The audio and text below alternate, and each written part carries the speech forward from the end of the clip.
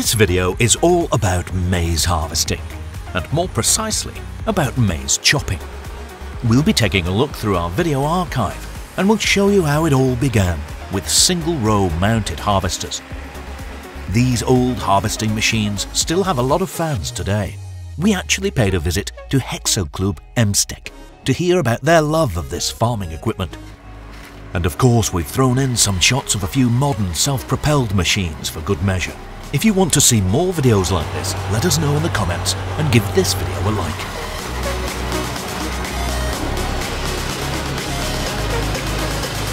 Maize is the second most widely grown crop in Germany, occupying a cultivation area of around 2.6 million hectares. Over 80% of this is harvested as silage maize and is used either as a staple feed for cows or for energy production in biogas plants. The increase in maize cultivation areas from the 1950s onwards was a result of advances in agricultural equipment. Alongside increasingly powerful tractors, manufacturers like Kemper, Mengele and PZ started developing more and more high-performing mounted harvesters. In our series J. Reith Fendt Classics, we show equipment from this time period being used for harvesting work, similar to what the equipment would have been used for originally.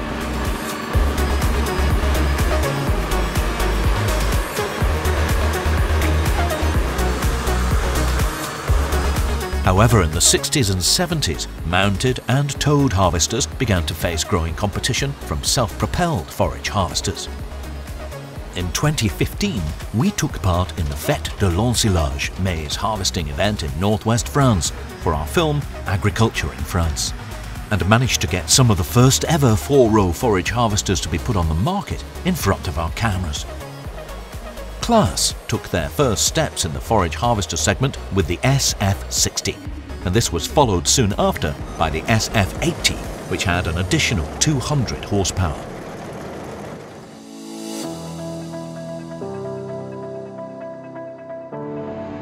Even though developments in machinery continue to reduce the number of workers needed for the maize harvest, it's definitely still a team effort. In addition to the harvesting equipment that is used professionally, in both France and Germany there are a lot of historical harvesting machinery enthusiasts that collect older machines. In early October 2024, we paid a visit to Häckselclub Emstek, a harvesting machinery fan club based in Kloppenburg in Lower Saxony. Between them, the 30 members of the club own 50 tractors, 12 mounted harvesters and a whole host of towed implements. Once the maize is ready to harvest, the vehicles and their owners take it in turns to work together to harvest around 20 hectares over 4 weekends. It's a great opportunity for the members of the club to get together to talk shop, chat about repairs and restoration work, and, after a hard day of harvesting, enjoy a couple of beers. This Haval 170 from Dutch manufacturers Piet Zwiegers, or PZ for short, is quite a rare sight. Fewer than 50 of these carrier vehicles were built between 1972 and 1975, and there are probably only a handful of them that are still operational today. The reason for this development from Haval was that at the time mounted maize harvesters were increasing in size, but the reverse gears on standard tractors were not finely tuned enough to use them effectively. This meant that the chopping was either too slow or too quick. The Haval was equipped with a 3-speed hydrostatic drive that allowed drivers to optimally adapt the speed of the tractor to the harvesting conditions. The 180-degree rotating operator platform also made things a lot easier and a lot more comfortable. Andreas is the driver and owner of this particular vehicle. It has a water-cooled 6-cylinder DAF engine with 170 horsepower under the bonnet. As well as working with the mounted harvester, the Haval can be used as a multifunctional vehicle with a butterfly mower or for soil cultivation. The tractor is actually equipped with a full front and rear linkage for this. Andreas struggled to get his hands on this Harvall, but luckily he was also able to purchase a spare parts package.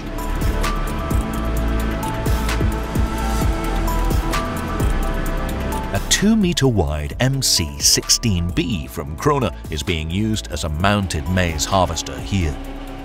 This is actually the first row-independent maize harvester ever made. It offers significant advantages when opening up a new field or when working in difficult corners.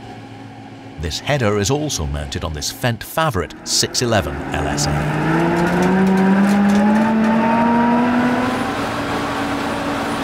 The MB Track 1500 from 1982 is a real eye-catching machine. Here it is being used to tow a Harver SLW20 that was built around the same time and has a 20 cubic metre capacity. The Fendt has all-wheel drive and so has a clear advantage over the Harvall on challenging soils, as the Harvall only has rear-wheel drive. In terms of manoeuvrability, however, it's inferior to the carrier vehicle. 3 rows can be harvested at once with the Krone maize harvester. The interesting thing here is that the technology that was first introduced in 1984, with the endlessly moving chain with collectors, can still be found in a similar form on the modern Easy Collect maize headers today. Even the silo compacting is done with some slightly older tractors here. This Ford TW15 was built in Belgium in 1983 and has 132 horsepower. The 4-cylinder machine is being driven by Michael. The tractor comes from a dairy farm in Hamburg and is used there in combination with a front loader. The maize pusher is 4 meters wide and foldable.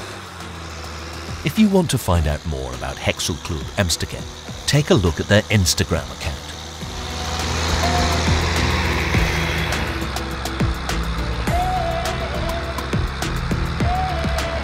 Next up on the field is Klaus with his John Deere 6610. Attached is a relatively modern Champion C2200 from Kemper. This header is also row independent and came with a metal detector and automatic shutdown when it was first released. In just half an hour, the maize harvester can be converted for use on grassland with a pickup.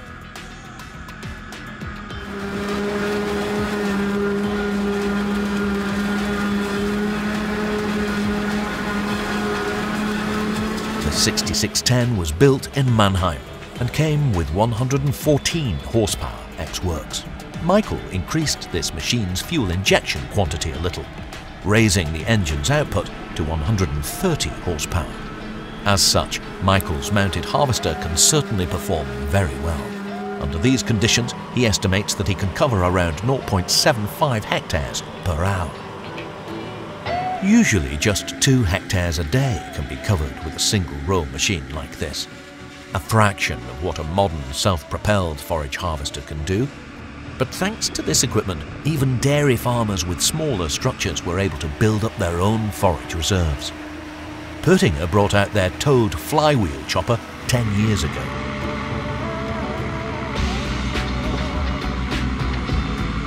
This IHC 624 from 1972 works in combination with a Pertinger single-row harvester.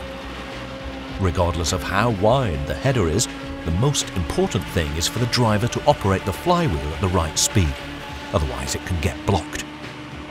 The small single-row machine doesn't have a downstream crop accelerator, like many modern forage harvesters do.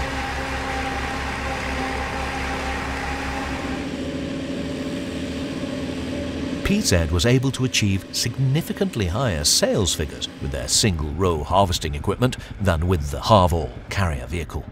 The machinery from PZ was also available with feed rollers, which significantly improved the cutting pattern and chopping quality.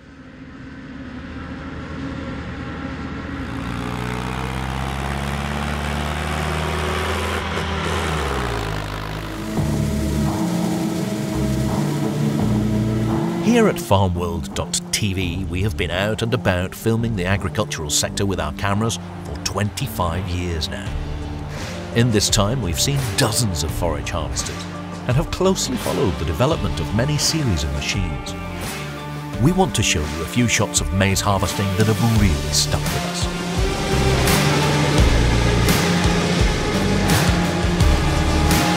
In 2019, we spent some time with Bucher Entertechnik AG in Switzerland. We saw a very special forage harvester built by the company at work on the hilly landscapes here. The Schäfer, as it was christened, is driven by a 768 horsepower Scania engine.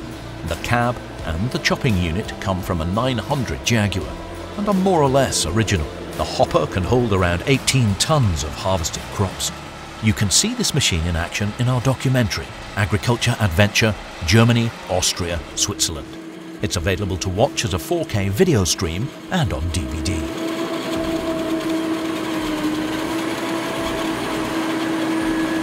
In 2021, we headed to Western France for a YouTube video project. There we managed to get a Pro DX hopper harvester in front of our cameras. With a whopping 1200 horsepower, it's one of the biggest harvesting machines around, and at the time was the most powerful self-propelled forage harvester on the market.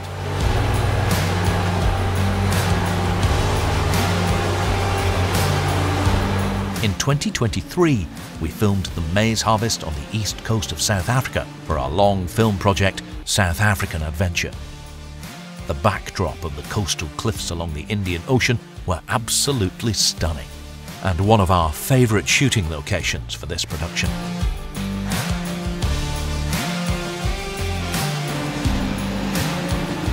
We're excited to see what's to come in the forage harvester segment in 2025. Several manufacturers have new machines in the pipeline, and they'll probably be even more powerful than anything on the market right now. We'll do our best to keep you updated with some test drive videos.